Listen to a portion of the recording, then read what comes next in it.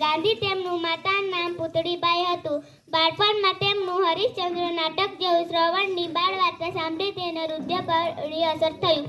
તે દિવસથી તે સાચું બોલવાનું અને મા બાપની સેવા કરવાનું નિર્ધાર કર્યું. ગાંધીજી અભ્યાસક્રમ શિક્ષણ પૂરું કરીને ઉચ્ચ અભ્યાસ કરવા માટે વિલાયત ગયા અને બેરિસ્ટર બન્યા. ગાંધીજી વકીલ શિક્ષણ માટે દક્ષિણ આફ્રિકા ગયા હતા. ત્યાં તેમને ગોરાઓ દ્વારા હિન્દીઓને થતો વ્યવહાર પોતાને તે અન્યાય દૂર કરવા માટે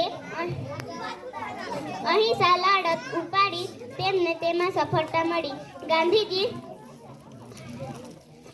દક્ષિણ આફ્રિકાથી ભારત પાછા આવ્યા. ત્યાં તેમને જોયું ભારતમાં તે વખતે અંગ્રેજીનું શાસન હતું. ભારતને અંગ્રેજીથી ગુલામીથી મુક્ત કરવા માટે ગાંધીજી અહિંસા દેશવાસી આંદોલન શરૂ કર્યું. અંગ્રેજોએ તેમને ઘણી માર જેલમાં પૂર્યા, પણ તેઓ હિંમત ન હાર્યા. છેવટે સૌના પ્રયત્નથી 1947માં ભારતને આઝાદી મળી. જય હિન્દ.